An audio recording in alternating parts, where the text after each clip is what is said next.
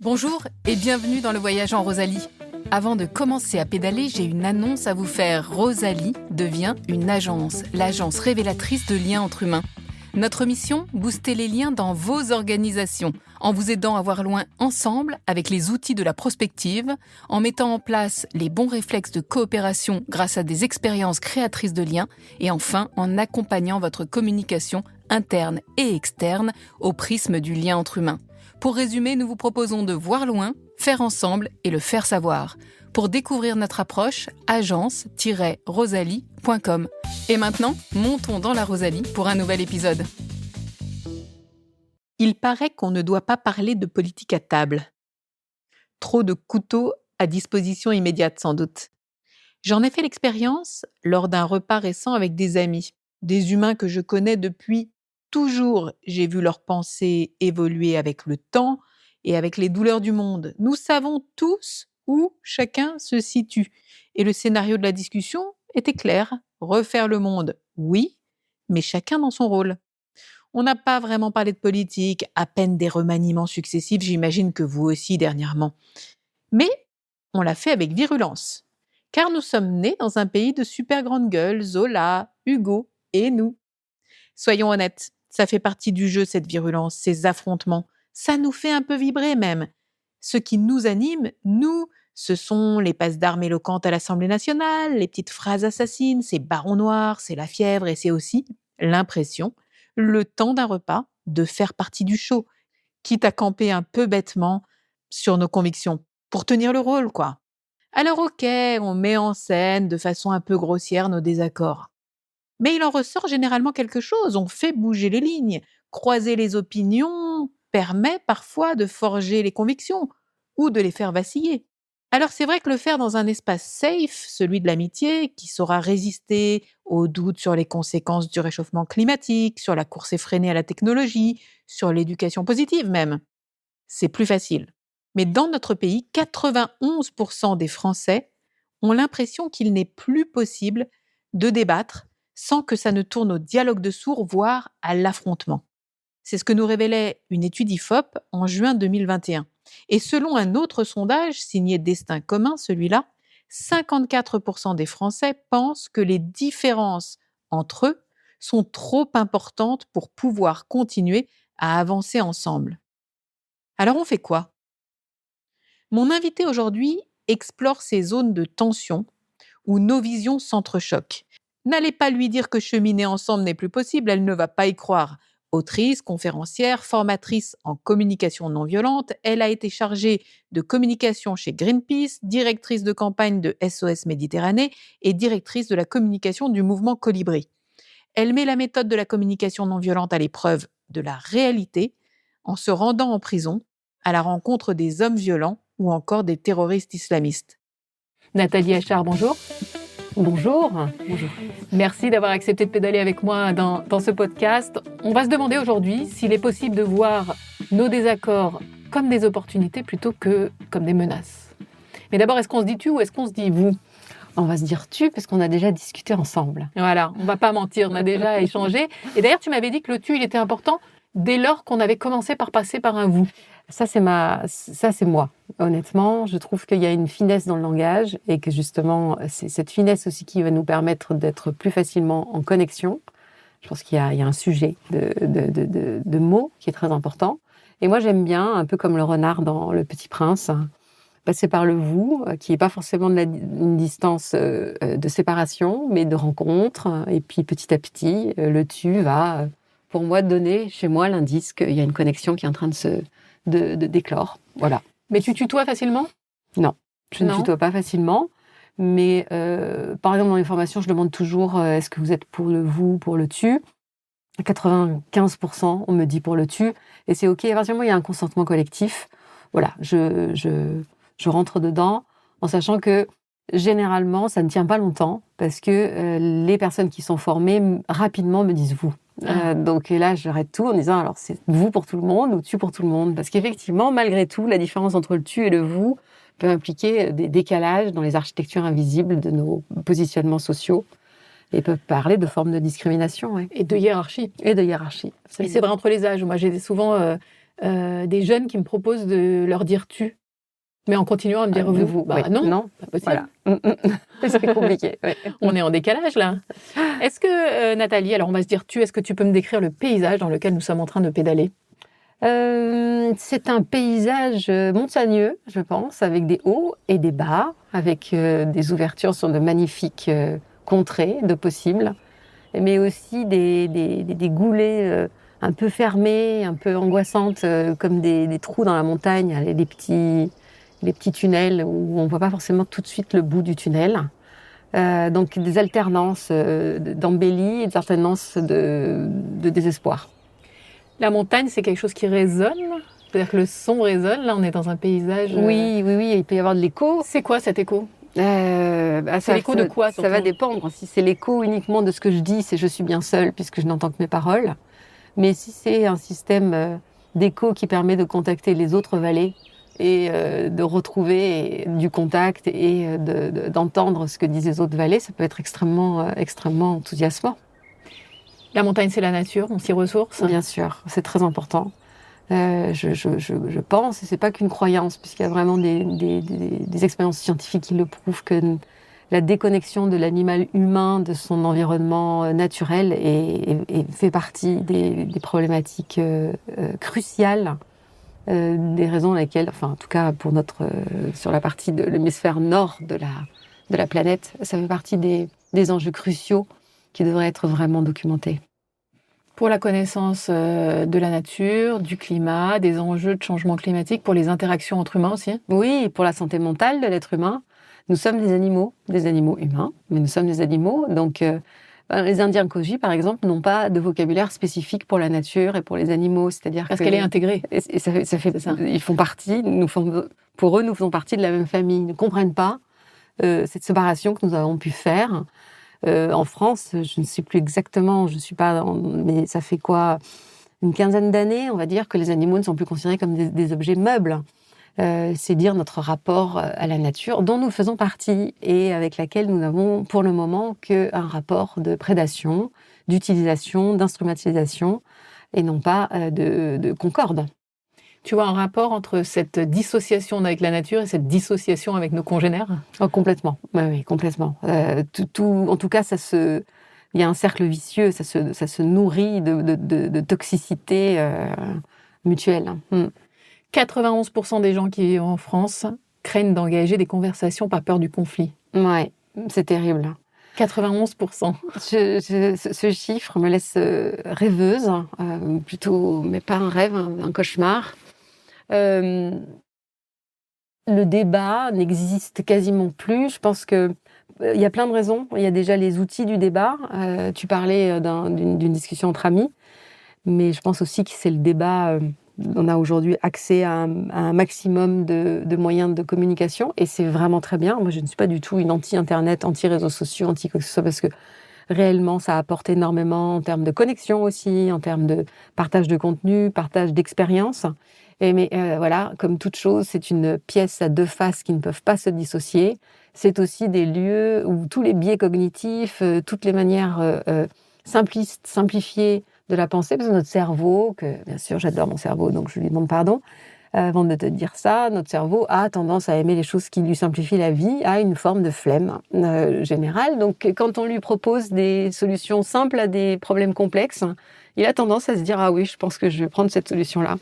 Et le débat réel, le débat dans lequel je peux me sentir accueillie, dans lequel je peux être en capacité d'accueillir l'autre, c'est un débat qui nécessite de la nuance, qui nécessite de l'espace, qui nécessite de l'arborescence, de la complexité, en tout cas d'accepter d'accueillir la complexité, et puis aussi d'accepter d'accueillir des parts de moi que j'ai pas forcément envie d'accueillir, c'est-à-dire effectivement mes ombres, tout ce qui n'est pas de l'idéal de moi, parce que l'autre va faire miroir. Et puis ça, accepter d'avoir tort, mon Dieu, l'horreur, et accepter de me laisser fertiliser par la pensée de l'autre. Et ça peut être vécu comme un danger, parce que on est de moins en moins éduqués à ça, je trouve. Il y a de moins en moins d'espace pour le faire réellement. Et il y a une espèce de confusion entre désaccord et désamour qui est extrêmement forte. Et le désaccord n'est pas égal au désamour. C'est quand même la grande nouvelle du jour. Je peux être en désaccord et rester en lien avec l'autre. Mais seulement, comme nous vivons dans un système qui est polarisé, mais depuis très longtemps. Hein. C'est pas d'aujourd'hui, le bien, le mal, j'ai raison, tu as tort, c'est juste, c'est faux. Donc tout est mis de manière binaire, alors que, pareil, je me connecte à la nature et je me rends compte qu'il n'y a rien de binaire dans la nature. Tout est en arborescence, en complexité, en interdépendance, en interaction. Voilà, il y a tout vraiment un foisonnement. Et là, l'esprit humain essaie de se simplifier la vie en mettant des systèmes binaires. Voilà, effectivement, hein, ça demande moins d'énergie, ça demande moins de temps. Seulement aussi, le coût de ces économies, c'est un appauvrissement du débat et une peur du débat. Donc c'est préjudiciable parce que du débat naît la connexion, naît la créativité, naît la rencontre, naît la pensée aussi. Hein, la pensée, c'est le doute. S'il n'y a pas de doute, il n'y a pas de pensée. Ces repas-là dont je parlais, je pense que beaucoup de nos auditeurs les expérimentent. Tu as dû les expérimenter aussi, ces débats où chacun a son avis. Voilà. Et moi, je les ai vécus petite fille, j'adorais ça en fait. Ah oui. J'ai vu mes parents discuter avec leurs copains et des fois s'engueuler, et des fois se réconcilier. Et... Donc, c'est aussi des exemples qu'on donne à nos enfants. Et je vois comment perçoivent mes enfants. Moi, j'ai 3 enfants. J'en ai un qui adore ça. Et j'en ai une que ça gêne énormément. Mais arrêtez de vous engueuler. Pourquoi ? C'est pas bien, le ton monte. Et je comprends la gêne. Mais bon, déjà, je ne veux pas renoncer à montrer que c'est possible de discuter, puis que la politique, c'est aussi pas être d'accord. C'est important. Hein.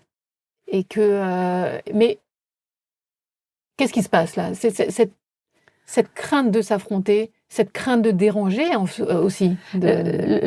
Ton enfant qui aime ça, c'est un garçon ? Ouais. Oui, alors on a des sujets sur le genre aussi, qui sont assez importants, qu'il faut... Dans ma pensée sur la non-violence, j'y intègre aussi les sujets de discrimination, parce que ça ne peut pas être pris en considération séparément. Donc il va y avoir une prime qui va être donnée, en tout cas une autorisation sociétale qui va être donnée à la confrontation, au débat, à élever la voix, à être effectivement... À prendre beaucoup de place, plutôt pour le genre sociétal garçon, hein, parce que ça reste qu'un genre sociétal. Et sur le genre sociétal fille, il va y avoir des injonctions à plus de douceur, de réconciliation, de prise de soin, et puis de ne pas parler fort, quoi. Enfin, et ça veut dire que même dans des familles où on ne prône pas ça, on le prend son rôle. Bien sûr, parce qu'il n'y a pas que la famille, il y a la société, il y a toutes les injonctions extérieures, à l'école, à la télévision, sur n'importe quel écran, dans les histoires qui sont racontées. Ces injonctions, elles sont très très présentes, elles sont prégnantes, elles sont partout, quoi. On est dedans, on les reproduit sans vouloir les reproduire. C'est un vrai sujet de les voir. Toi, tu dis que entrer en conflit, c'est une façon de se lier. C'est une façon de ne pas ignorer l'autre. Oui. C'est une opportunité, en fait. C'est une opportunité. Alors après, il y a le conflit systématique, c'est-à-dire que si dans la relation, c'est la seule manière de se lier, là, ça peut devenir douloureux. Parce qu'il y a d'autres manières de se lier aussi. C'est-à-dire que le conflit est un lien possible parmi toute une palette. Le conflit, c'est la rencontre inévitable dans toute la diversité de 2 êtres humains qui se rencontrent. Ce sont 2 galaxies qui se rencontrent. Donc forcément, ça va pas être parfait, ça va pas matcher parfaitement. Il va y avoir des endroits de rugosité, il va y avoir des endroits de désaccord, de points de vue qui sont différents, de vécus qui sont différents. Donc le conflit, d'abord, est inévitable. Ça, c'est vraiment important de le dire. Parce qu'il peut y avoir justement, dans cette peur du conflit, l'illusion qu'on peut l'éviter, ou que si on le met sous le tapis, il va disparaître, ou que si on le contourne, on va y échapper. Et le conflit ne disparaît jamais. Même pire, moins je l'aborde, plus il va grossir. C'est un peu comme le secret, ils ont tous les 2 comme objectif dans la vie d'exploser. Et donc, ça va donner des conflits qui vont exploser ailleurs, avec d'autres personnes, sur d'autres sujets. En soi, bien évidemment, toutes ces bombes à retardement, donc avec des sujets de santé mentale, avec des sujets de santé physique extrêmement forts. Donc, il est inévitable et idéalement, il serait nécessaire de le prendre en charge dès qu'il arrive. Parce qu'il est encore petit quand il arrive. Donc il ne va pas faire toutes ces ramifications, il ne va pas se rajouter à tous les conflits que je n'ai pas réglés. Donc l'idée, c'est de le désamorcer ou de l'accepter, comme on dit, c'est de le traverser. Traversé par ses émotions. Oui, c'est le traverser. C'est-à-dire qu'effectivement, conflit, c'est 2 flux là, qui se rencontrent, bim, donc ils se rencontrent de manière frontale. Et de cette rencontre frontale, s'il est traité, c'est-à-dire que si chaque partie a l'espace pour parler, pour être écoutée, va naître ça va nous donner accès à des informations extrêmement importantes au service de la relation. Parce que ça va me permettre de voir ce que je ne vois pas. Je dis toujours en médiation, parce que je suis médiatrice aussi, dites-moi ce que je ne vois pas. Il y a forcément quelque chose que je ne vois pas de l'autre, de ce qu'il a ou elle a vécu. Tu dis donnez-moi les clés. C'est ça que tu dis je ne vois qu'une partie. Et je ne vois qu'une partie à travers mon prisme personnel. Donc en réalité, je ne vois pas grand-chose. Vraiment pas grand-chose. Et dans le conflit, comme il peut y avoir de la colère, il peut y avoir des émotions extrêmement profondes, et la colère, c'est mes limites. Donc déjà, je vois pas grand-chose. Et en plus, toute l'ouverture que je peux avoir à l'autre, elle se réduit à rien parce que je suis pas en sécurité. Donc dans ces conditions-là, et on est dans une culture où on dit que le conflit, il y a un gagnant, une gagnante, ou un perdant, une perdante. Donc j'ai pas envie d'y aller, ou j'ai envie d'y aller parce que je sais que je vais gagner. Ou on dit qu'il y a 2 perdants. Ou qu'il y a 2 perdants. On dit jamais qu'il y a 2 gagnants dans un conflit. Non, jamais. Voilà. Donc, quel est l'intérêt a priori ? Enfin, je veux dire, j'ai pas envie d'y aller, ou alors j'adore ça parce que je sais que je gagne toujours pour plein de raisons. Et en réalité, un conflit, normalement, il y a 2 gagnants, 2 gagnantes. C'est-à-dire que mon point de vue, je l'ai exposé, a été écouté. Le point de vue de l'autre a été exposé, a été écouté. Et là, on voit ce que chacun et chacune on n'a pas vu de la situation. Et on peut trouver à ce moment-là une solution. Ça demande pour les 2 parties, effectivement, d'avoir du coup une conscience assez forte de des compétences de communication, de son état émotionnel, de quand est-ce que je peux revenir aussi dans le conflit si j'ai été submergée par la colère. Parce qu'en colère, un conflit, vraiment, c'est pas la peine. Mieux dire pause, je reviens. Pause, je reviens, je voudrais prendre soin de la relation, je vais revenir plus tard, on va reparler.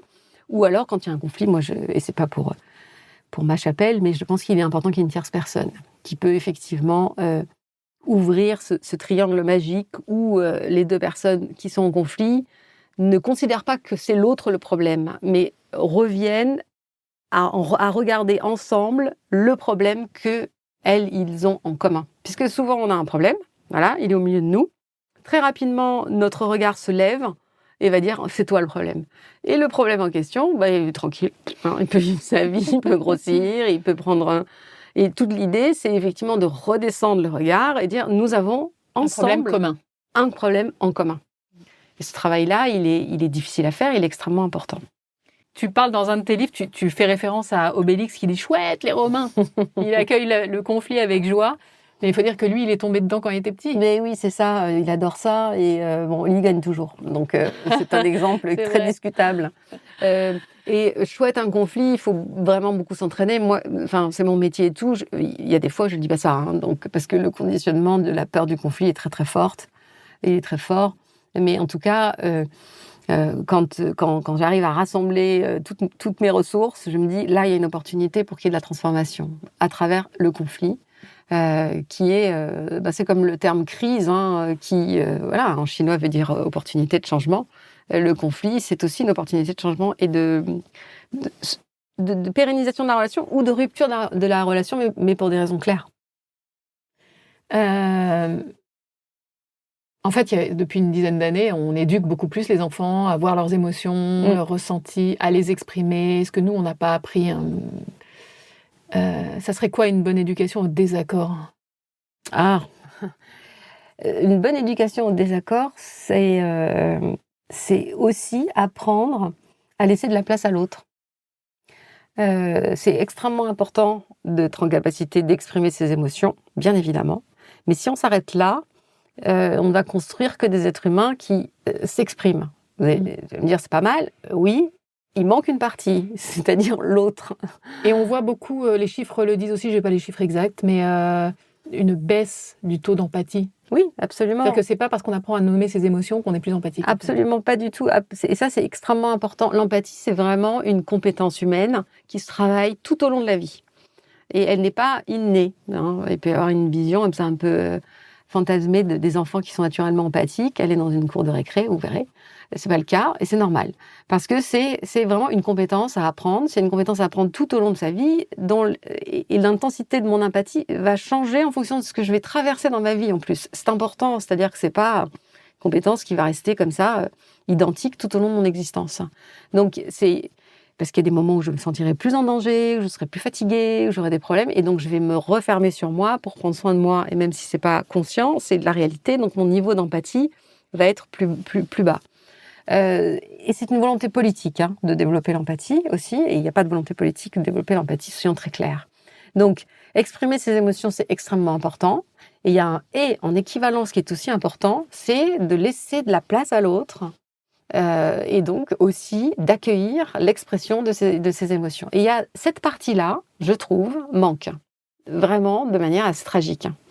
Parce que c'est important, le jeu n'est pas haïssable, contrairement à ce que la littérature française nous dit. Il n'est pas haïssable s'il est en lien avec le tu. Et vraiment, et j'insiste, en équivalence. En équivalence, c'est-à-dire ce que j'ai à te dire est extrêmement important et ce que tu vas me dire est extrêmement important.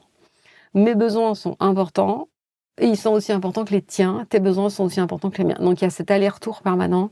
Et je trouve, en observant, que cet aller-retour manque. L'expression est augmentée, l'accueil et la Pourtant, on a connexion tout en nous. On a un cerveau qui fonctionne avec des neurones miroirs qui devraient nous permettre de... Oui, c'est la bonne nouvelle, on est équipé. C'est-à-dire qu'a priori, on n'a pas à intégrer un nouvel équipement qui viendrait de je ne sais où. On a le matériel. Ces neurones miroirs, pour rappel, c'est ceux qui nous permettent de ressentir ce que vit l'autre sans le vivre nous-mêmes. Tout à fait. On pense à ces expériences avec des enfants qui regardent d'autres enfants manger des citrons et qui font une tête, c'est acide, alors qu'ils ne l'ont pas dans la bouche. Oui, tout à fait. C'est ça qui devrait nous permettre de rentrer en connexion avec complètement les émotions de l'autre. Complètement. Et puis c'est les épidémies de pleurs dans les maternelles, quand il y en a un qui pleure, tout le monde se met à pleurer sans savoir pourquoi. Parce qu'il y en a un qui pleure. Pourquoi ? Parce que c'est très fort chez les enfants, parce que c'est les neurones de l'apprentissage aussi. C'est-à-dire que le neurone miroir permet de dire « Ah bah tiens, j'observe ce qu'est en train de faire quelqu'un, et donc je vais faire la même chose. » Donc pour la motricité, donc c'est à la fois des neurones de l'empathie et de l'apprentissage. Donc, on les a toujours, même en vieillissant, on les a toujours, et puis on peut en fabriquer. Enfin, je veux dire, c'est quelque chose qui, avec l'apprentissage, se renouvelle, ce qui est quand même une bonne nouvelle. Donc, nous avons le matériel, nous savons coopérer. La particularité de l'humain, c'est qu'il a une très forte capacité à coopérer quand il est au bord du gouffre. C'est une raison qui fait qu'on est encore là aujourd'hui, qu'en tant qu'animal humain, nous sommes l'animal qui a la plus forte capacité d'adaptation. Il n'y a pas encore eu d'extinction de l'animal humain. Parce qu'il y a cette capacité, quand vraiment tout va très très mal, alors là, pim, à retrouver des ressorts. Ah là, on collabore, il n'y a plus de différence. Et ça arrive quand il y a une catastrophe naturelle, quand il y a un attentat, on se dit, oh, tout le monde... l'émerveillement, à l'hôpital, il n'y avait plus de médecins, il n'y avait plus d'infirmières, il y avait que des gens qui étaient là pour sauver. Donc, cette capacité de coopérer de manière inconditionnelle, nous l'avons aussi. Nous l'avons quand on est vraiment au bord du gouffre et que c'est ça ou mourir. L'idée, ce serait de la déclencher quand on est encore un peu en confort. Ce serait pas mal. Tu peux nous rappeler ce que c'est que la CNV, la communication non violente ? Oui, alors la communication non violente, c'est une posture, un protocole qui a été mise en forme par Marshall Rosenberg dans les années 70 aux États-Unis.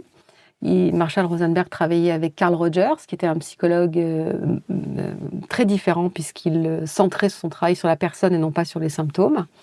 Et il a mis vraiment à notre disposition toute une série d'observations de ce qui va favoriser la communication et la connexion versus ce qui ne la favorise pas. Donc c'est pas un processus qui dit c'est bien, c'est mal, c'est un processus qui dit on va augmenter notre conscience de nos habitudes de communication qui ne vont pas être au service de la connexion, comme le jugement, comme le reproche, comme l'exigence. Voilà, là on sent que ça va être un petit peu dur de rentrer en communication.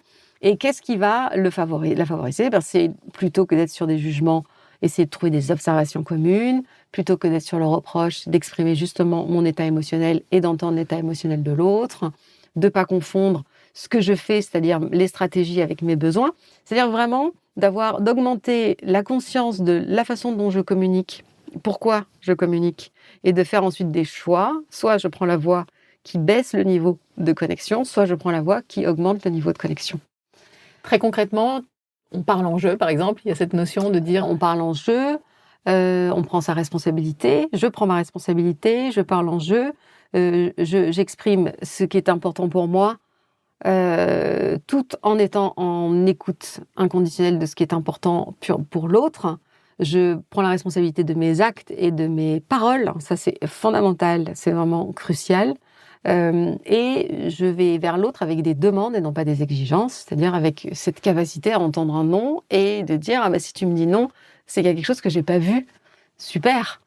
Ça, je vais avoir de l'information. Encore une fois, une opportunité. Encore une opportunité, oui. C'est un peu rigide, non, comme cadre. En fait, c'est une forme de communication qui semble peu naturelle parce qu'on la pratique pas au quotidien, parce qu'on nous l'a pas enseignée, et qu'il faut réfléchir, et qu'il faut conscientiser chaque chose. Il paraît qu'on n'apprend pas aux vieux singes à faire des grimaces. Est-ce que c'est foutu pour nos générations ? Écoutez, moi écoutez tous. Dans mes formations, j'ai tous les âges. Et je vends pas du rêve ni de la magie. Je suis extrêmement honnête en disant que c'est compliqué, que ça va être long, que c'est effectivement, il faut avoir, je pense important, une intention très claire de savoir pourquoi est-ce que j'ai envie de changer ma communication, qu'est-ce que je vais, quel besoin je vais nourrir, parce que elle va un petit peu à contre-courant de l'habitude, elle va un peu à contre-courant de ce que j'entends au quotidien, de ce que on me dit au quotidien, donc il y a quelque chose, il y a un décalage, il y a un pas de côté à faire, qui peut parfois aussi créer des petits moments de solitude, bien évidemment, et qui crée aussi surtout des moments de réussite de connexion, de réconciliation avec l'autre, avec soi. Moi, j'accompagne des collectifs, je travaille beaucoup avec les associations et les ONG, et je vois pousser des compétences de coopération, qui sont extraordinaires. Donc oui, les premiers pas de l'apprentissage peuvent sembler un peu rigides, en tout cas assez structurés. Le O d'observation, le S de sentiment, le B de besoin, le D de demande. Donc ça fait l'O, S, B, D. On se dit, ça va être un petit peu laborieux. Tout le travail ensuite, c'est... Moi, je dis toujours, intégrer les parties qui vous semblent qui vous correspondent le plus. En fait, c'est la question de choisir ses combats. Oui, et puis son intention. Moi, je dis toujours que c'est pourquoi tu veux rentrer en communication avec un autre être humain, le truc le plus compliqué du monde. C'est vraiment la bonne question. C'est la bonne question. Quelle est la raison pour laquelle tu veux faire ce truc le plus dingue au monde, de parler avec un autre animal humain ? C'est quoi la vraie intention ? Et là, on découvre que souvent, parce que c'est la façon dont on a été éduqué, c'est qu'on arrive vers l'autre déjà avec une action en tête, déjà avec un désir d'éducation, déjà avec une solution. Avec une intention. Avec une intention forte, mais sur l'autre. Ouais. Dans cette communication, l'idée, c'est d'abord de favoriser la connexion, sans qu'il y ait d'action, de solution ou d'éducation. C'est comment tu vas, comment ça se passe. Ça n'a pas été trop dur pour arriver. Est-ce que c'est de commencer déjà, avant toute chose, de créer le pont sur lequel on va pouvoir faire passer nos petits chariots idées, nos petits chariots opinions, solutions, plutôt que de se les balancer d'une rive à l'autre en étant obligé un peu de crier parce qu'on est loin. C'est de se rapprocher, cette connexion avant. Mais alors, cette connexion, elle est un peu anticapitaliste parce qu'elle ne produit rien a priori. En tout cas, elle ne se met pas dans un tableau Excel. Par contre, elle peut prendre du temps. Elle peut prendre du temps, exactement, de l'énergie. En passant tout de suite à la solution. D'expérience, si on passe pas un temps en connexion, on peut arriver à une solution, mais ça va coûter beaucoup plus cher en termes d'énergie humaine et puis en termes de qualité de la société qu'on a envie de voir et puis vivre. Très concrètement, se sentir mal, dégrader la santé mentale en général parce que les connexions sont mal faites, ça coûte très cher à la société aussi. Oui, de manière pragmatique. Voilà. Si c'est ça qu'on veut regarder, on peut le regarder aussi. On peut le regarder comme ça, absolument. Donc en fait, voilà, choisir ses combats, conscientiser ce que l'on ressent, parler en jeu, prendre ses responsabilités, tout ça, c'est se changer soi avant de changer l'autre. Bien sûr. Est-ce que la CNV, c'est du développement personnel ? Ah là là, la question, Kim. La question piège. Pour moi, ce n'est pas l'objectif de la communication non violente. Marshall Rosenberg, donc je me réfère à celui qui l'a créé, a dit « Si j'utilise la communication non violente pour permettre à des personnes de se sentir bien dans un système qui dysfonctionne, je transforme la communication non violente en complice du dysfonctionnement. Donc, il va y avoir une transformation personnelle, bien évidemment. Enfin, c'est inévitable. Avec tout ce qu'on a dit, je pense que ça y est, tout le monde s'en rend compte. Mais pour moi, ce n'est pas l'objectif. L'objectif de cette transformation, c'est justement pour faire émerger une autre société, une autre façon de faire ensemble, réellement, dans l'interdépendance et l'équivalence. Du développement interpersonnel. C'est du développement interpersonnel. C'est-à-dire, il y a très clairement, il y a une intention politique, au sens premier du terme, c'est-à-dire la gestion de la cité. Oui, il y a un effet de bord, de transformation personnelle qui est inévitable de toute façon. Mais pour moi, ce n'est pas un outil de développement personnel. C'est un bénéfice secondaire. Voilà, c'est ça, exactement. C'est une cerise sur le gâteau. Nathalie, t'es pas du genre à te contenter à t'engueuler uniquement avec tes voisins, toi. Je sens que t'es allée expérimenter la communication non violente en prison, tu nous racontes? Oui. C'était dans le cadre, avec les hommes condamnés pour violences sexistes et sexuelles, c'était dans le cadre des stages de responsabilisation qu'avait mis en place Madame Taubira.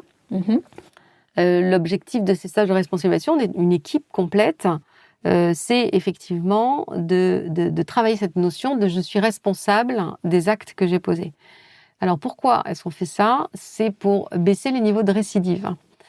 Tant que je ne prends pas la responsabilité d'un acte que j'ai posé, c'est-à-dire que tant que je reste derrière ce que moi j'appelle les faits aggravants et que les avocats appellent les circonstances atténuantes, voilà. Imaginez les discussions qu'on peut avoir parce que ça ne sonne pas du tout pareil. Donc c'est quoi par exemple? Des violences dans l'enfance? Violences dans l'enfance, problèmes d'alcoolisme, de psychotropes, problèmes de précarité financière, modèle familial, modèle culturel, enfin tout ce qui fait que, voilà. Tout ce qui fait qu'en fait, je veux dire, c'est pas moi, c'est pas ma faute. Et c'est pas une question de faute, c'est une question de responsabilité. Et l'idée, c'est de comprendre que dans n'importe quelle situation, n'importe quelle personne va faire des choix différents en fonction de qui il ou elle est. Que s'il y en a un qui a choisi effectivement de frapper sa femme parce qu'elle n'avait pas mis le ketchup au bon endroit, quelqu'un d'autre ne prendrait pas et ne ferait pas ce geste et ne choisirait pas cette stratégie. Et c'est de cet endroit, c'est-à-dire de l'endroit où je dis oui, c'est moi qui l'ai fait et c'est moi qui ai choisi de poser cet acte-là, on peut commencer à travailler pour effectivement trouver d'autres manières d'exprimer sa colère, sa frustration, son besoin de connexion, même si effectivement la violence peut être une stratégie de connexion. Quand on a connu ça enfant. Tout à fait, quand on a connu ça enfant. Et là, on peut transformer son propre chemin personnel et trouver d'autres stratégies. La première fois dans ces cercles, un homme a dit à la fin de la semaine, je me rends compte que c'est moi qui ai choisi de faire ça, et que je suis parfaitement responsable de mon acte, ça a vraiment eu un effet. Enfin, dans le groupe, il y a eu un immense donc silence. C'est les hommes qui sont ensemble. Oui, voilà. Et qui se donnent raison du coup aussi. C'est vraiment, sur les violences faites aux femmes, ça crée vraiment des systèmes de boys band, c'est-à-dire, toi fait pareil, oui, elles sont toutes pareilles, c'est normal. Mais en fait, c'est un peu le paradoxe, c'est qu'on met ensemble des hommes et donc on leur montre à eux que d'autres ont fait pareil. Oui, tout à fait. Parce que le pari, et ça fonctionne, c'est qu'il y en ait un qui dise... Qui est une révélation. Non. Et ça ne peut être que l'un des pères du groupe. Voilà. C'est là que ça prend de la valeur. C'est là que ça prend de la valeur, parce que c'est pas quelqu'un de l'extérieur, c'est pas blabla. C'est pas une leçon. L'un de nous qui dit « Non, mais ça va pas du tout, en fait. C'est absurde. Nous sommes responsables des actes que nous posons. » Et ça, tu l'as vu alors? Oui, je l'ai vu, et c'est vraiment... absolument incroyable, parce qu'en plus, ça a un effet, on sait que ça a un effet sur le cerveau, c'est-à-dire que c'est vraiment une de ces... Je crois que c'est nom de... Je ne sais plus si c'est alpha, oméga, donc là, vraiment, je ne sais pas. C'est l'onde de l'apprentissage, celle que les enfants ont régulièrement, des espèces d'épiphanie, quoi, de de prise de conscience. Et une fois que la prise de conscience est faite, c'est-à-dire que le chemin neuronal est installé, il n'y a pas de recul possible. Et ça a vraiment un effet énorme sur le groupe, parce qu'il y en a l'un d'eux dit... En fait, nous sommes responsables de ce que nous faisons. C'est quoi cet effet? C'est aussi, encore une fois, les neurones miroirs? Oui, complètement, puisqu'ils sont extrêmement liés entre eux, en empathie mutuelle. Il suffit qu'un seul? Il suffit qu'un seul, vraiment. Oui. En tout cas, lui, très clairement, il n'a pas récidivé, ça c'était sûr. Il y a des chances que pour les autres, ça soit une expérience, peut-être qu'elle n'est pas suffisante, mais en tout cas, elle est nécessaire pour changer. Et tu dis un effet boys club, là, un truc de, un Boys peu de, ouais, de meute, je sais pas, enfin, c'est un peu ça, un peu d'autant que c'est des mecs qui se considèrent comme mal alpha, un peu surpuissants, enfin, il doit y avoir un truc de ça. Il faut que ce soit un des mecs qui soit vraiment qui incarne cette figure de la puissance, qui est cette révélation. Non, ça peut être n'importe qui. Non, c'était un des plus discrets. Ah ouais. Oui, c'était un des plus discrets. Non, vraiment pas forcément. Mais que ce soit l'un d'eux, c'était beaucoup plus, en tout cas, beaucoup plus efficace. Oui. Et il y avait une vraie écoute. Enfin, je sais que c'était des stages où il y avait l'envie aussi, réellement, de trouver d'autres solutions. Très, très clairement. Certains pas du tout, hein, c'est pas non plus.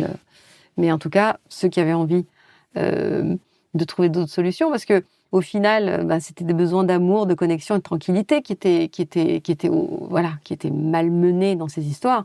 Et il y en a un qui a dit, en termes de tranquillité, c'est quand même pas, c'est pas très réussi.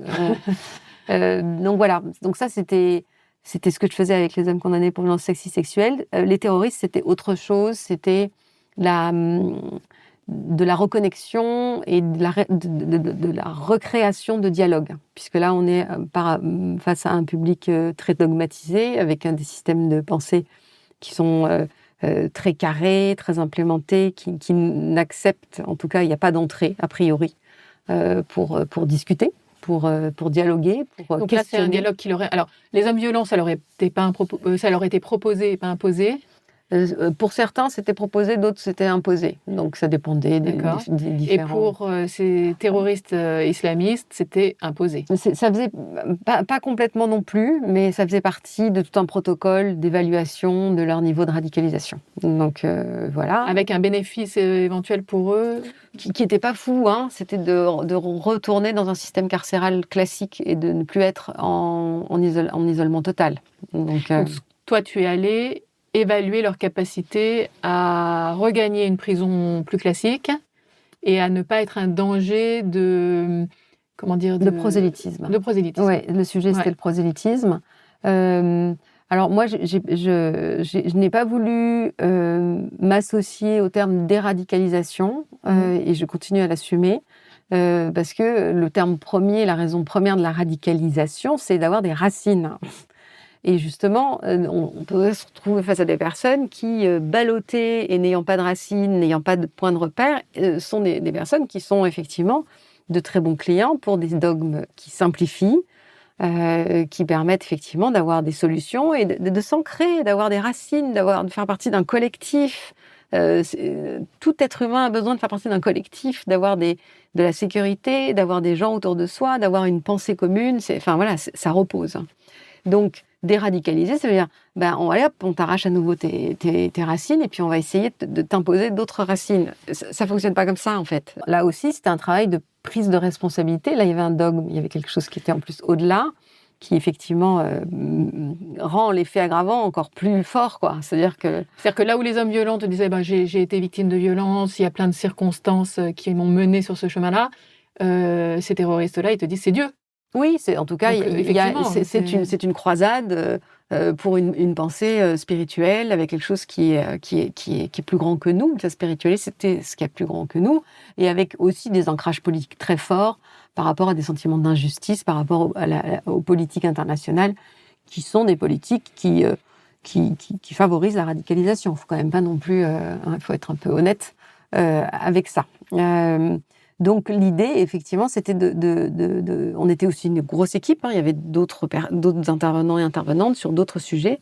Et moi, mon sujet, c'était de restaurer le dialogue, c'est-à-dire effectivement être en capacité de trouver d'autres sujets, d'autres portes pour rentrer en contact vraiment d'humain à humain, c'est-à-dire au-delà de nos conditionnements, au-delà de nos croyances, au-delà de nos dogmes, au-delà de ces opinions politiques ou religieuses qui nous séparent pour essayer de se retrouver.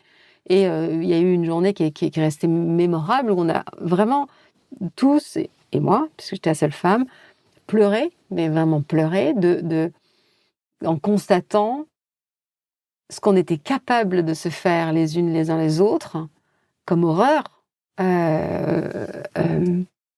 selon des schémas de pensée qui nous enfermaient, en fait, qui nous obligeaient que ce soit l'institution de la prison qui a son système de pensée punitif, avec une violence très forte qui, à ce jour, je considère, je ne suis pas la seule, n'est pas un lieu qui peut favoriser la réinsertion sociale, très clairement. Et puis eux, effectivement, un système de pensée extrêmement radical, dans le sens où, là, on est dans une binarité absolue avec le camp du bien et le camp du mal, et que il n'y a pas trop Qu'est-ce qui amène ces hommes à pleurer?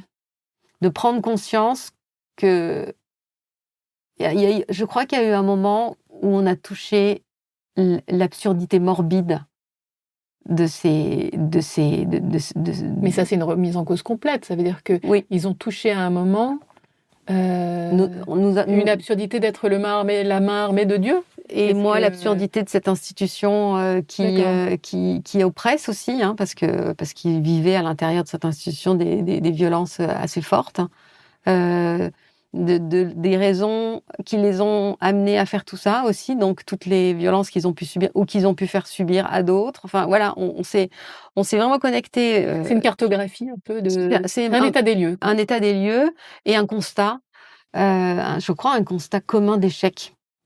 Un constat commun de deuil, un constat commun de Parce que souffrance. Quand tu es arrivé, tu racontes ça hein, dans des livres, quand tu es arrivé la première fois en prison face à ces hommes, ils étaient pas du tout, ils étaient dans une défiance. Ils t'ont demandé est-ce qu'on te fait peur, est-ce qu'on vous fait peur? C'est ça? Oui. C'est normal. Enfin, c'est quoi? C'est montrer les muscles, quoi. Oui, je pense qu'il y a plein de choses. Il y a montrer les muscles, il y a tester aussi. Voilà, il y a quelqu'un qui va nous parler. Est-ce qu'il y a la légitimité?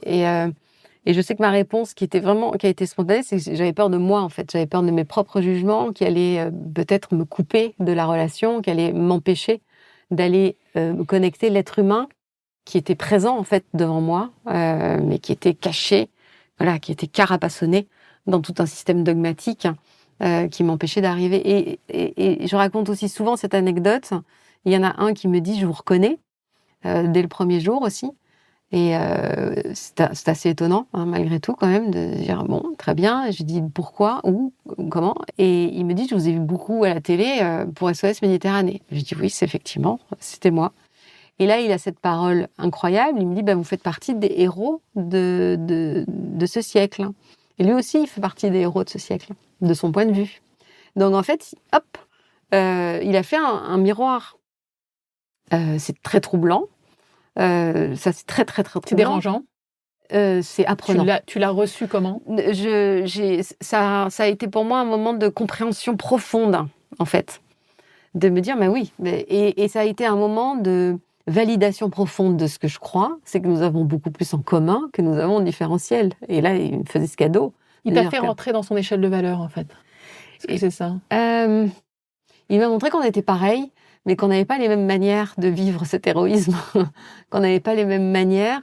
Pour lui, l'énergie que j'avais mise au service de ce projet pour aller sauver des gens entre l'Italie et la Libye, des migrants entre l'Italie et la Libye, c'était la même chose que l'énergie qu'il mettait, lui, dans sa quête spirituelle et dans ses actes. Beaucoup plus morbide, quand même. Et oui, c'est un point de vue. Et ça, c'est un point de vue. Et c'est là où on a beaucoup travaillé sur la notion de bien commun. Enfin, c'est-à-dire que ce que je fais, je le fais pour les autres. Je le fais pour le bien commun. Et j'étais persuadée de ça. Moi aussi, je suis persuadée de ça. Et c'est ce que je dis toujours dans les associations et les ONG. Le bien commun, c'est un concept, hein, c'est une opinion. Ça n'existe pas. En soi, ça n'existe pas. Alors, à chaque fois, on me dit « ah ben si, ça existe ». Est-ce que protéger ça, protéger ci, c'est du bien commun ? Oui, de votre point de vue. Si le bien commun existait, on n'en serait pas là. Ce serait une évidence. Mais le bien commun, ça reste un point de vue. Une notion abstraite. Une notion que je vais nourrir. Que tu vois depuis ton prisme. Depuis de son prisme, que je vais nourrir avec certains actes. Et le jour où on a pleuré, c'est de se prendre compte que ces actes, en fait, ils étaient, c'est ça, morbides et absurdes. Voilà, ça a pas duré, ça a duré un quart d'heure. Après, je sais pas ce qu'il en est resté. Enfin, mais il y a quelque chose quand on s'est débarrassé de nos costumes, de nos opinions, de notre posture dans la société, de nos croyances. On s'est rencontrés, on s'est dit, mais qu'est-ce qu'on se fait souffrir, quoi ? Comment c'est possible de se faire souffrir à ce point ? Je crois que tu es sur le point de répondre à cette question que je me pose. Est-ce qu'on peut se lier avec tout le monde? Pourquoi tu fais ça? Moi, je crois que il y a quand même, il y a quand même des gens avec qui, moi, en toute humilité, je pourrais pas parler. Des antisémites, le Ku Klux Klan, tu me mets quelqu'un de... Non, je n'y arriverai pas. J'y arriverai pas. Pourquoi? Trop de haine, en fait. Pour ce qui s'est passé dans l'histoire, tu vois. Peut-être trop de vécu personnel, mais même pas personnel, parce que c'est l'humanité qui est, tu vois. J'ai pas d'ancêtres qui ont fui les champs de coton et qui ont été pendus par le Ku Klux Klan, mais c'est mon humanité qui est touchée ici. Oui, tout à fait. C'est mon humanité qui est touchée ici. Et je pourrais pas. Et c'est pour ça que j'ai répondu que j'avais peur de moi. Et je pense que je pourrais pas parce que je serais très triste. Oui, bien sûr. De constater cette capacité de l'être humain. La colère et la tristesse, elles dansent ensemble. Est-ce qu'on peut être en... Alors, je pense... certains formateurs et formatrices en communication non violente vont dire connexion à tout prix. Moi, je mettrais un peu de nuance sur connexion à tout prix. D'abord parce que je suis allée dans des endroits ultra violents et où, pour certaines personnes, il était nécessaire de manière vitale de se déconnecter pour pas prendre le risque de mourir. Donc, connexion à tout prix, ça dépend du prix. Ensuite, à titre individuel, alors déjà, pourquoi est-ce que je fais ça? Parce que tous ces concepts que je trouve extraordinaires, que je trouve vraiment enthousiasmants, qui me donnent de l'espoir, j'ai envie de les mettre à l'épreuve. Ces concepts de la communication non violente. Oui, de la connexion, du dialogue, c'est-à-dire que c'est à cet endroit-là qu'on peut recréer une société plus respectueuse du vivant au sens large du terme. C'est mes croyances, c'est mon opinion. Cette société-là. J'ai envie, du coup, de le mettre à l'épreuve du terrain, et si possible de terrain difficile pour voir c'est vrai ou c'est des histoires pour les enfants. Donc, en mettant à l'épreuve au plus difficile, j'ai vu qu'il se passait des choses, j'ai vu qu'il y avait des résultats, j'ai vu qu'il y avait des transformations, donc ça me permet de continuer à travailler cette pensée-là. Parce que moi, j'adore douter. Voilà, c'est essentiel. Je vois pas comment je pourrais penser sans douter. Et l'un des outils du doute, c'est l'expérimentation. Et si possible, pas dans des endroits tout choubinou, où c'est hyper facile parce que tout le monde a envie de le faire, bien évidemment. Ensuite, est-ce qu'on peut se connecter avec tout le monde? Je crois que... d'abord, encore une fois, c'est pourquoi est-ce que j'aurais envie de me connecter avec cette personne? Cette question, toujours dans l'intention, voir si c'est à tout prix pour la changer et que déjà, spoil alerte, je ne peux pas changer quelqu'un qui n'a pas envie de changer. Ça, je sais que ce serait tellement formidable qu'on puisse changer les gens comme on veut qu'ils soient. Si on pouvait le faire sans parler, ça irait plus vite. Oui, ils imaginent ce que je veux d'eux, ce serait formidable. Ouais. Mais non, ça ne fonctionne pas comme ça. Donc, pourquoi est-ce que je veux rentrer en connexion? Si c'est pour changer cette personne, je prends le risque de souffrir énormément parce que ça ne va pas arriver. Ou je prends le risque de faire souffrir énormément cette personne parce qu'il peut le faire pour être aimé ou pour avoir la paix. Donc, ça ne va pas. Non, ce n'est pas la peine. Après, rentrer en connexion avec des gens avec lesquels mes opinions sont complètement à l'opposé, voire où je suis dans la colère ou dans la tristesse par rapport à ce qu'ils ou elles font. Pareil, je dis pourquoi est-ce que tu as envie de le faire?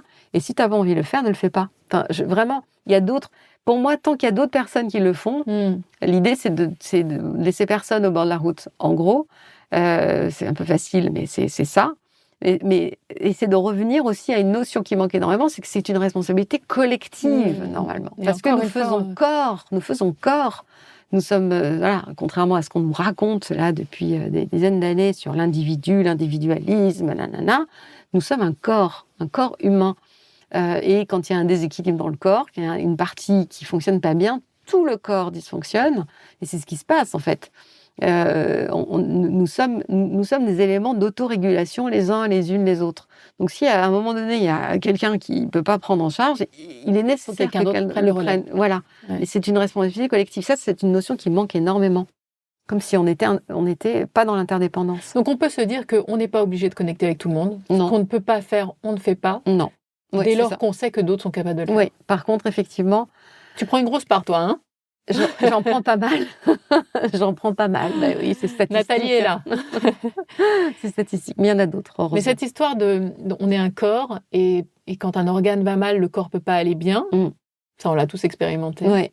Ça, c'est pas assez présent. Moi, je vois quand j'accompagne des collectifs, quand il y a des conflits, par exemple, dans un collectif, qui concerne 2 personnes, il y a toujours cette croyance que ça ne concerne que 2 personnes. C'est faux, en fait. Donc, Ça gagne tout le monde. Ça gagne tout le monde. Et il y a des trucs encore plus rigolos, entre guillemets, c'est que quand, par exemple, dans ce conflit, il y a l'une des 2 personnes qui est partie. Michel est parti. Et bon, le collectif continue à travailler et il y a les nouveaux et les nouvelles qui débarquent. Et 3 ans après, tu as une nouvelle qui dit « Ouais, Michel, il était quand même un peu relou, mais tu ne l'as pas connu, Michel. Comment ça se fait ?» Non, mais le conflit avec Michel a insufflé quelque chose dans le collectif, en Bien fait. sûr, il est rentré dans l'histoire. Pauvre Michel, à tous les Michel. C'est vraiment comme ça, juste... ça fait partie de l'histoire. Le corps a été impacté. Il y a eu quelque chose. Il y a une cicatrice, peut-être quelque chose qui est encore douloureux. Et ce qui fonctionne dans les petits groupes fonctionne exactement dans les plus gros groupes. Ouais. Et l'humanité est un corps collectif. Pendant des années, certains médias ont refusé de donner la parole au Front National. On disait le Front National à l'époque. D'inviter Jean-Marie Le Pen, par exemple, sur les plateaux. Et donc d'écouter aussi ses électeurs. Et oui. Est-ce que ce refus de dialogue nous a menés au point où nous en sommes aujourd'hui ? C'est pas le seul facteur. Il y en a eu beaucoup, puisqu'il y a eu aussi l'instrumentalisation de cette parole. Mais là, on va dans le champ politique, donc hop, on laisse de côté. Mais toujours est-il qu'effectivement, il faut se rappeler qu'il y a chez chaque être humain sur cette planète, depuis le début de l'humanité, une voix qui hurle à l'intérieur de chacun et chacune d'entre nous, qui est « prends-moi en considération ». Prends-moi en considération. À partir de 1 mois jusqu'à 150 ans, cette nécessité, elle est vitale. Prends-moi en considération, ça ne veut pas dire sois d'accord avec moi, mais écoute-moi, regarde-moi, vois-moi. C'est vraiment, mais c'est tant et si bien que si ça n'a pas lieu, l'être humain qui n'est pas pris en considération est en très grande souffrance. Et donc va souvent utiliser des stratégies qui ne sont pas très bénéfiques pour le collectif, pour être pris en considération. Les enfants sont très forts, donc prends-moi en considération. Je veux dire, il fait -12, qu'est-ce que tu comprends pas avec le fait qu'il faut mettre un manteau alors qu'il fait -12 ? Il comprend très bien, le gamin, qu'il faut mettre un manteau. Mais s'il n'a pas été pris en considération d'une manière ou d'une autre, c'est un endroit de résistance disant « j'existe ». J'ai beaucoup travaillé avec des assistantes sociales aussi qui se retrouvaient dans des situations extrêmement douloureuses pour elles, où elles proposer sur le papier des solutions adaptées, idoines pour les bénéficiaires. Alors moi, j'ai toujours un mal fou à dire ce mot parce que personne n'est bénéficiaire d'un état de précarité. Mais bon, ça, les mots sont importants. Donc les bénéficiaires ne voulaient pas. Elles disaient, mais je ne comprends pas. Ça a du sens. C'est pour leur bien. C'est pour leur bien. Ouais. Et là, je vais invoquer Mandela qui disait cette phrase extraordinaire, qui dit, ce qui se fait pour nous, sans nous, se fait contre nous. Donc, ça revient à cette histoire de prends-moi en considération, j'ai des idées, et puis je suis un être humain, j'ai besoin d'être accueilli, j'ai besoin de m'exprimer, j'ai besoin d'être écouté. Tous les êtres humains. Ça, c'est important. Donc, à partir du moment où on va refuser la parole ou l'expression, pour des raisons que je peux comprendre, ça a été un sujet dans les ONG pendant toutes ces années, genre, est-ce qu'on parle avec l'extrême droite ? Est-ce que si l'extrême droite arrive au pouvoir, là, ça a été le questionnement pendant les législatives, est-ce qu'on va rencontrer des ministres de l'extrême droite ou pas ? Il n'y a pas aujourd'hui, il n'y a pas de réponse. C'est la question de la visibilisation aussi. Mais bon, elle existe. Enfin, ça s'applique à plein de choses. Ça s'applique à plein de choses. Donc, nier le fait que les choses existent ne les empêche pas d'exister. Ah ben non, mais c'est comme on dit plus race, comme ça il n'y a pas de racisme. Excusez-moi, mais j'ai pas vu la différence depuis qu'on n'a plus le droit de dire le mot race. J'ai pas vu que le racisme disparaissait. Donc c'est un vrai sujet qui est très complexe et qui ne peut pas se répondre par oui ou non. Là, on est dans une très très grande complexité. Mais effectivement, enlever la parole d'un individu et donc enlever la parole à des millions de personnes qu'il représentait, moi, je pense qu'il y a l'invocation d'une responsabilité collective du fait que ces idées-là, à un moment donné et actuellement encore plus, ont des oreilles très attentives. Moi, je sais que j'ai toujours refusé d'aller manifester contre les électeurs du Front National à l'époque, là, quand il y a eu la première fois. Je trouvais ça absolument... Enfin, c'est une forme légère de guerre civile. C'est-à-dire, c'est une forme légère de séparation de la population française, avec eux, ils sont nuls, et puis nous, on a raison. Enfin, où allons-nous, ma bonne dame ? On parle de plus en plus de polarisation, on parle beaucoup de polarisation, et on parle de plus en plus de polarisation affective. La polarisation affective, c'est ne pas forcément avoir des idées plus radicales, mais c'est détester le groupe social adverse. C'est-à-dire considérer que c'est pas un groupe adversaire, mais un groupe qui est fondamentalement ennemi. Et on a vu ça beaucoup lors des dernières élections présidentielles américaines, et on sait que ça arrive en France. Oui. On est alors au plus proche des émotions, là, pour le coup.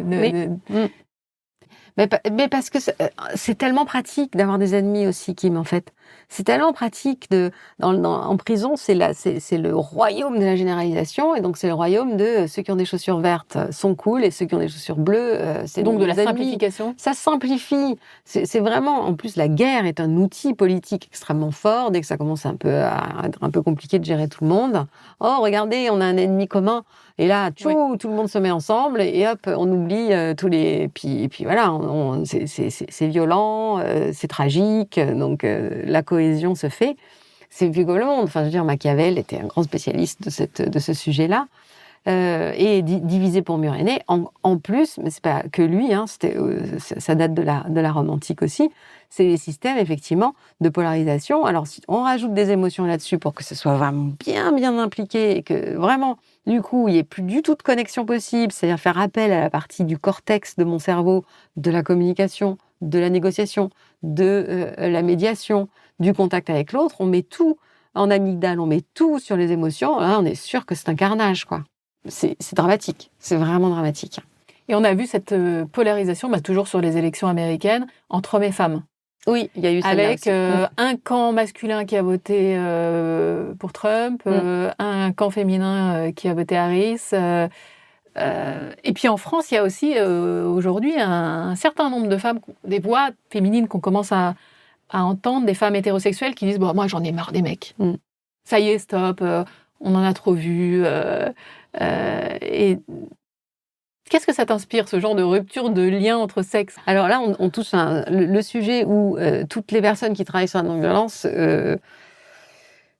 trouvent pas de solution. Parce que, bien évidemment, si nous voulons constituer déjà, il faudrait qu'on dépolarise homme-femme. C'est beaucoup plus complexe que ça aussi. Ça, c'est là où j'ouvre la porte du genre, la boîte de Pandore du genre. Je pense que déjà cette polarisation, elle est un peu restrictive. C'est déjà une polarisation. Et oui, en soi. C'est en soi. Donc déjà, il y a plein de gens qui ne s'y reconnaissent pas dans cette polarisation. Donc il y a déjà ce premier sujet. Et ensuite, si on reste du coup sur le genre social attribué aux hommes en fonction, de leurs devoirs et de leurs droits, et aux femmes en fonction de leurs devoirs et de leurs droits, on se retrouve quand même dans un sexisme qui est tragique. Les conséquences du sexisme sont tragiques. C'est pas juste, et c'est déjà énorme, des différences de salaire, c'est des violences systémiques, c'est la création d'un mot qui s'appelle le féminicide, c'est-à-dire des assassinats de femmes parce que femmes. De femmes parce que femmes, donc vraiment qui sont liées au genre social et au genre... voilà. Donc c'est tragique, c'est systémique, c'est historique, et il n'y a rien réellement aujourd'hui qui nous fait voir que de manière profonde, il y a un changement. Honnêtement, oui, ça a bougé, il y a des choses qui ont bougé, il y a des choses qui ont bougé, mais on voit à quel point c'est fragile. On va mettre le droit à l'avortement dans la Constitution parce qu'on se dit peut-être qu'il vaut mieux quand même le mettre au chaud parce que on ne sait pas ce qui va se passer plus tard. Donc, et c'est bien, parce qu'effectivement, on ne sait pas ce qui va se passer plus tard. Donc tous ces droits, même acquis de dure lutte par les femmes, sont extrêmement fragiles, extrêmement en difficulté.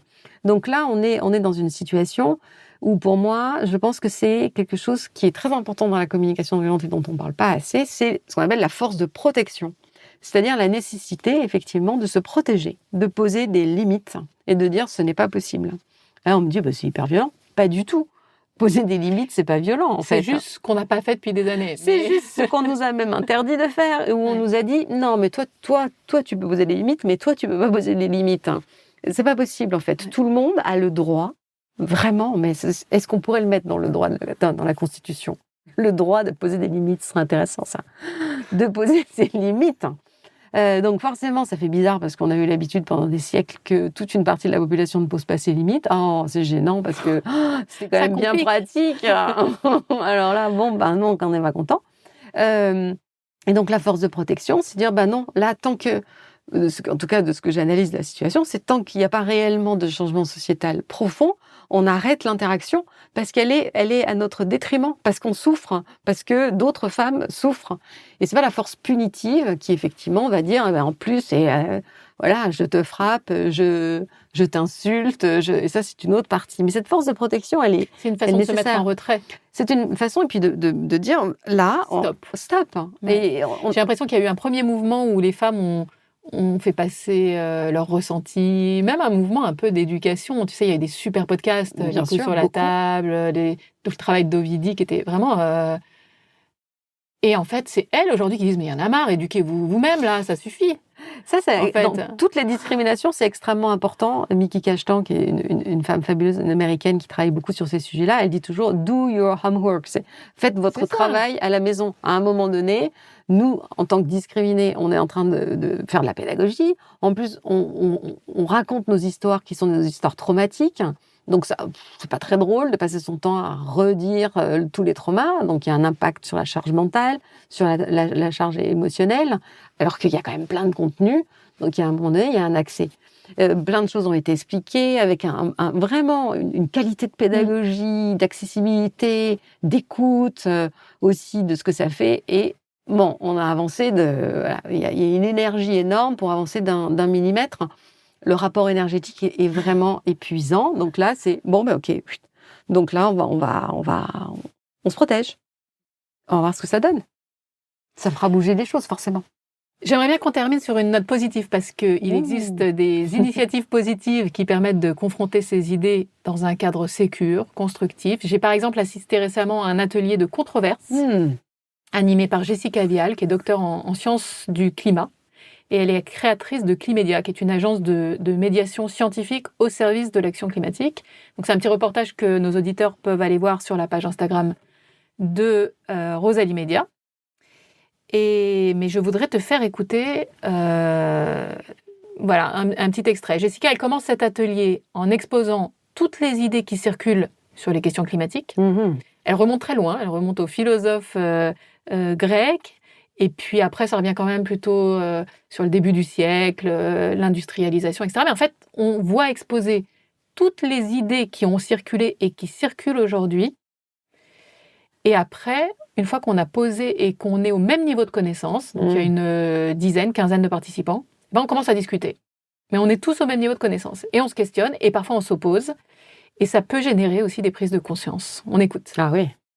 Et l'idée de parcourir différents niveaux de controverse, la controverse dans la société, la controverse en se parlant les uns avec les autres, et puis la controverse à l'intérieur de soi, c'est-à-dire qu'on part avec des idées, on arrive dans l'atelier avec des idées, des convictions, des connaissances, et puis après, éventuellement, ces idées, elles vont être chamboulées par tout un tas de choses qui ont été vues dans l'atelier, et ça peut faire réfléchir, mais après, ça peut prendre vachement de temps, en fait, ça va pas forcément... les personnes vont pas forcément être conscientes de ça au moment de l'atelier, mais elles pourront être amenées à y réfléchir plus tard, au fil des jours, des semaines, des mois, quand elles vont écouter des trucs à droite à gauche dans les médias ou dans des discussions. Une réaction ? Ben oui, c'est exactement ça, c'est parfait. Et c'est là où quand je suis porteur ou porteuse d'une conviction, d'une opinion, d'une idée, c'est là où la connexion est fondamentale et que il est important d'essayer de me débarrasser de l'objectif de convaincre dans l'instant présent l'autre, de me dire là j'ai tout dit, il y a des preuves techniques, qu'est-ce que l'autre ne comprend pas. Moi j'ai vécu ça quand j'étais chez Greenpeace, où je discutais avec ceux et celles qu'on appelle des climato-sceptiques. Alors ça c'est une étiquette qui fait que on réduit l'individu à une seule partie de sa pensée, mais l'individu est quand même beaucoup plus large que ça. Donc je n'aime pas cette étiquette, mais je l'utilise pour que ça soit compris. Et j'arrivais à l'époque avec mes rapports du GIEC, mes 6 millions de personnes qui avaient signé des pétitions, donc en étant dans une posture en disant j'ai raison, quoi. Qu'est-ce que vous comprenez pas dans ses rapports scientifiques qui sont extrêmement raisonnables, dans ses chiffres. Et j'ai vraiment pris conscience, mais vraiment dans l'interaction, que ce que j'étais en train de leur dire, et tout ce que je leur demandais, c'était d'arracher leur disque dur personnel, de croyances, de ce qui les faisait se lever le matin, ce sur lequel ils avaient été éduqués, c'est leur colonne vertébrale, tchac, de l'arracher, et puis bim, de manière inconditionnelle, de mettre mon disque dur personnel. Mais personne ne fait ça, heureusement que personne ne fait ça. C'est une façon aussi de prendre soin de soi, de dire, attends, je suis pas du tout d'accord, ta vision, elle est à l'opposé de la mienne. Donc, et sans qu'elle soit à l'opposé, c'est cette posture d'essayer de convaincre qui pose problème? Ah bah oui, complètement. Voilà, ce matin, je travaillais avec une équipe associative et il y a une des membres de l'équipe qui me dit depuis 2 ans qu'on travaille ensemble, j'ai lâché prise sur l'idée de convaincre. Je partage, je dépose, je donne à voir à l'autre ce qui est important, ce que j'ai vu, ce qui est précieux. Elle me dit déjà, c'est quand même beaucoup plus léger pour moi. Du coup, j'ai plus d'énergie pour le faire. Et puis, je me rends compte que la connexion est de meilleure qualité. Bien évidemment, vouloir convaincre, il faut à tout prix que tu sois d'accord avec moi, que tu vois la même chose que moi. Si l'autre ne voit pas la même chose, c'est qu'il se passe quelque chose pour cette personne. Et là, la question « montre-moi ce que tu ne vois pas » est extrêmement importante. Ça ne veut pas dire d'un seul coup perdre ses convictions ou perdre sa vision, pas du tout, c'est pas du tout, mais c'est accueillir la vision de l'autre pour essayer de voir ce qui se passe, parce que vraiment il y a quelque chose que je ne vois pas. Et à ce moment-là, on peut, sur cette base de connexion, commencer à discuter. Mais essayer de convaincre, c'est c'est gagner, quoi. C'est vouloir gagner. C'est peut-être aussi le problème quand on est militant et qu'on est militant ensemble, c'est qu'on est quand même dans une bulle où on tourne dans un entre-soi de conviction. Et c'est pas si facile que ça, parce que c'est des endroits étonnamment extrêmement violents en interpersonnel. Parce que justement, on est dans une bulle, comme tu dis très justement, et a priori, on a les mêmes convictions. Donc c'est un endroit où on se sent bien, on se sent cocoon, où il y a de la sécurité, et puis pim, il y a forcément à un moment donné quelqu'un qui va pas tout à fait être complètement jusqu'au bout de sa conviction, ou qui va la vivre différemment. Voilà, et d'un seul coup, il y a quelqu'un qui va manger un gros steak alors qu'on est tous en train de travailler sur l'écologie. Et là, ce sont les conflits sont homériques. Ils sont beaucoup plus forts que dans d'autres endroits où il n'y a pas forcément Parce justement... que les gens se sentent trahis. Exactement, c'est la double peine. Je pensais être en sécurité. Je pensais être avec des gens comme moi. Cette expression est horrible. Personne n'est comme moi. On peut avoir des affinités, des endroits où voilà, mais il y a beaucoup aussi de choses qui vont être différentes. Et ça n'empêche pas que globalement, on va à peu près dans la même direction, mais il va y avoir des différentiels. Et le différentiel, du coup, le petit différentiel, il n'est pas du tout accepté, et c'est une double peine. Quoi, même ici, même avec toi, alors que j'étais en totale sécurité, tu manges un morceau de viande, c'est horrible, je ne peux plus te parler. Et donc, la déception est tellement forte que, honnêtement, il y a des niveaux de conflit dans ces endroits-là qui sont terrifiants. Bon, Nathalie, on enregistre cet épisode le 13 décembre 2024. Vendredi 13. Vendredi 13, mais on n'a pas peur. Pas du tout. Il y a des gens qui disent que ça porte bonheur et d'autres qui disent que ça porte malheur, donc ça doit s'annuler. Je crois qu'on se le porte soi-même, son bonheur. Oui, c'est ça. Son malheur aussi, peut-être. Son malheur aussi, peut-être d'ailleurs. Mais on a une petite tradition dans ce podcast. Je te donne une boule de cristal. Alors, bon, c'est pas encore... Il y a un truc au point. Mais voilà, la boule de cristal. Et j'aimerais bien, il faut que tu la portes un petit peu ouais, voilà. Et que tu nous dises, après tout ce qu'on vient de se dire, comment tu vois l'avenir et notre capacité à recréer des liens sains entre humains? Je vois que nous sommes dans une période un peu trouble. C'est le moins qu'on puisse dire.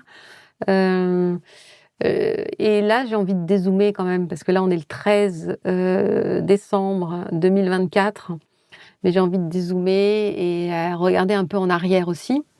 J'ai envie de voir, avant de parler de l'avenir, de me reconnecter au passé, de voir aussi tout ce que nous avons été en capacité toutes et tous de faire, de transformer, de réussir. Parce que nous n'avons pas que échoué, nous avons aussi réussi. J'ai envie de me relier comme dans une chaîne à toutes celles et tous ceux qui, avant moi, ont œuvré pour en tout cas cette vision du bien commun, qui n'est qu'une vision, je rappelle. Et donc, je nous vois dans cet avenir continuer à construire cette chaîne pour arriver à un endroit. J'ai aucune idée de l'endroit auquel on va arriver. Bien évidemment, J'ai envie de continuer à nourrir mon optimisme, c'est-à-dire ma croyance que nous sommes capables de faire mieux que ce que nous faisons, puisque nous, dans certains endroits, à certains moments, nous avons cette capacité. Mais moi, je vois un avenir là qui est plutôt brumeux, c'est-à-dire on continue à... C'est comme si on continuait à marcher là sur un chemin qui n'est pas très très sûr, et puis de temps en temps, hop, il y a quelqu'un qui apparaît, ah, ça donne un peu de lumière, et puis hop, il y a quelqu'un qui apparaît, ah, ça donne un peu d'ombre. Mais je me demande si c'est pas comme ça depuis le début de l'humanité en fait.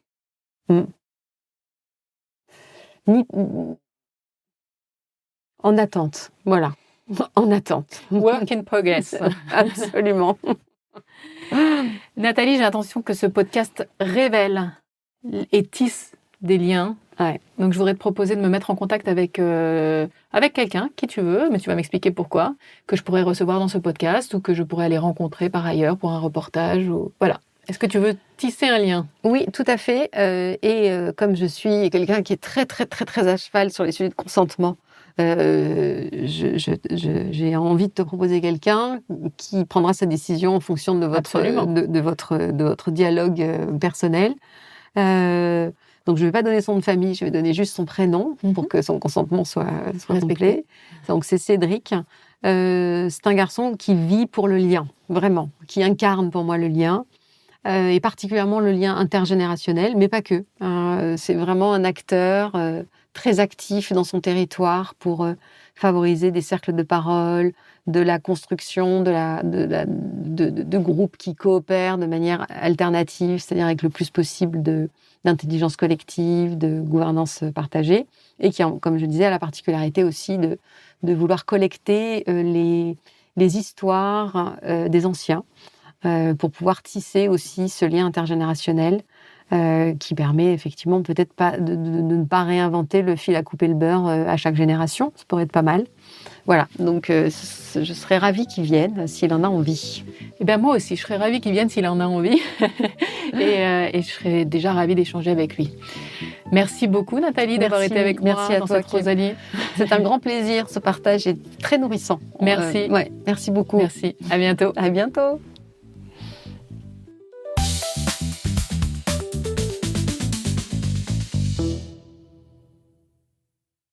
Merci pour votre écoute. Cet épisode vous a plu ? N'oubliez pas de le noter et de le partager autour de vous. N'oubliez pas non plus que Rosalie, c'est désormais une agence, l'agence révélatrice de liens entre humains. Notre mission, booster les liens dans vos organisations et vous aider à bâtir des ponts plutôt que des murs. On vous propose un combo en 3 étapes, à vous de choisir ce dont vous avez besoin. Étape 1, l'audit et la prospective pour voir loin ensemble. Étape 2, les ateliers et l'animation de vos communautés internes pour faire ensemble. Et enfin, l'étape 3, votre communication au prisme des liens. Pour découvrir notre approche, agence-rosalie.com.